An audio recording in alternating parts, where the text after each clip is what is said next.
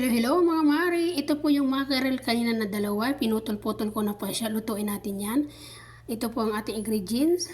Bell pepper, siling labuyo, bawang, patis, pamintang buo, laurel, olive oil, mantika, at mantika na panggisa, sibuyas, siyempre isang humakot na kamatis kasi yan ang magluluto sa kanya, at olive oil na mabilog-bilog. Hindi mawawala ang napakaraming sibuyas. Tara, pagsama-samahin lang natin. Una, lagay natin sa kalderong malinis. Yan, kamadahin natin ang mga sibuyas. Isunod na natin ang kamatis na ubod ng dami. Siyempre, ikakamada na natin ang isda, yung mackerel kanina.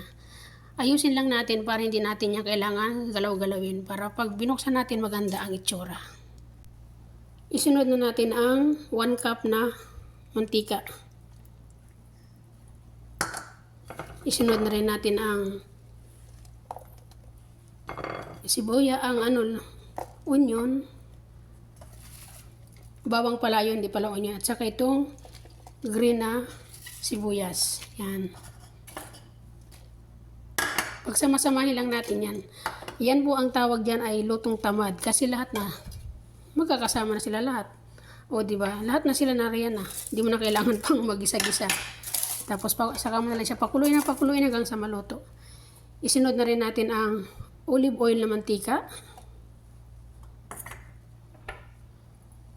Paminta. At saka ang patis. Hindi natin kailangan maglagay ng asin kasi patis po itong ating ilalagay. At siyempre, ang pampalasa. Alam nyo na yun. Lutuin na natin sa mahinang apoy. After 30 minutes, balikan natin yan.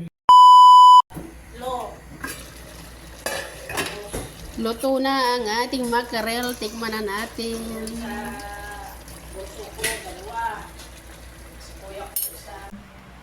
Ito na yung mackerel.